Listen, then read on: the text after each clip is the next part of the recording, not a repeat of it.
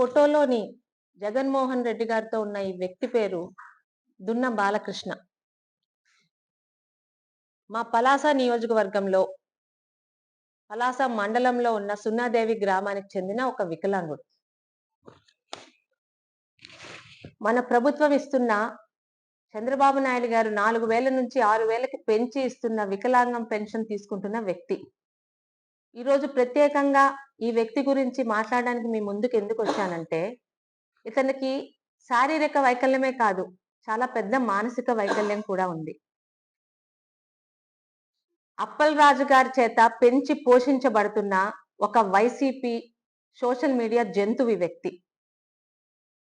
గతంలోని వైసీపీ అధికారంలో రాగానే తెలుగుదేశం వాళ్ళందరి తాలూకా పెన్షన్లు తీసివేసినప్పటికీ ఈరోజు అర్హత ఉన్న ప్రతి ఒక్కరికి పెన్షన్ ఇవ్వాలని ఒక మంచి ఉద్దేశంతో ఈ వ్యక్తి గురించి చాలా రకాల కంప్లైంట్ వచ్చినా ఒక వికలాంగుడు పెన్షన్ తీసివ్వడం వల్ల మంచిది కాదు అని ఆ పెన్షన్ తీయకుండా మేము కంటిన్యూ చేస్తున్నాం.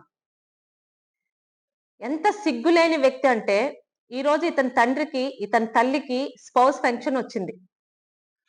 ఇతని తమ్ముడు ఆర్మీలో ఒక పెద్ద ఉద్యోగంలో ఉన్నాడు. అయినప్పటికీ రెవెన్యూ కార్డులని రేషన్ కార్డులని మేనేజ్ చేసి ఇతని తల్లికి స్పౌస్ పెన్షన్ పెట్టారు.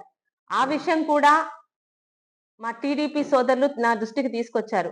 అమ్మా, ఈమె కొడుకు ఆర్మీలో ఉద్యోగం చేస్తున్నాడు, ఆల్రెడీ ఇతనికి పెన్షన్ వస్తుంది, ఈమెకి మళ్ళీ ఎలా పెన్షన్ ఇస్తారని. ఒక విడో పెన్షన్ ని తీయాల్సిన అవసరం మనకి లేదు, గవర్నమెంట్ ఇస్తుంది, ఇవ్వనివ్వండి అని చెప్పాం. అయినా ఎంత సిగ్గులేని వెధవ అంటే, ప్రతిరోజు తెలుగుదేశం పార్టీ ఇస్తున్న పెన్షన్ తీసుకుంటూ వీడి పని తెలుగుదేశం ప్రభుత్వాన్ని, కూటమి ప్రభుత్వాన్ని, చంద్రబాబు నాయుడు గారిని, నన్ను, అచ్చెన్నాయుడు గారిని, అందరు తెలుగుదేశం నాయకుల్ని పోస్టుల ద్వారా అత్యంత నీచాతి నీచంగా విమర్శిస్తూ ఉంటాడు.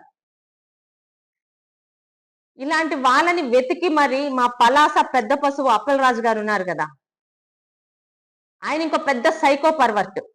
ఇలాంటి వాళ్ళని వెతికి వీళ్ళని ట్రైనింగ్ ఇచ్చి వీళ్ళ చేత సోషల్ మీడియాలో పోస్టులు పెట్టిస్తుంటాడు. ఎందుకంటే రేపు ఉదయం మేము ఏమన్నా కంప్లైంట్ ఇవ్వదలుచుకుంటే, ఇవ్వాలన్నా, ఏమన్నా చర్యలు తీసుకోవాలన్నా మీడియాలో ఆయనకి తగ్గట్టు రాతలు రాసే సాక్షి మీడియాలో అయ్యో వికలాంగుల మీద తెలుగుదేశం నాయకుల దాడి, గౌతు శిరీష దాడి అని కల్లిబొల్లి ఏడుపులు ఏడవడానికి అప్పల్ రాజు ఎన్నుకున్న కొన్ని ప్రత్యేకతలకు ఉన్న మనుషులు వీళ్ళందరూ.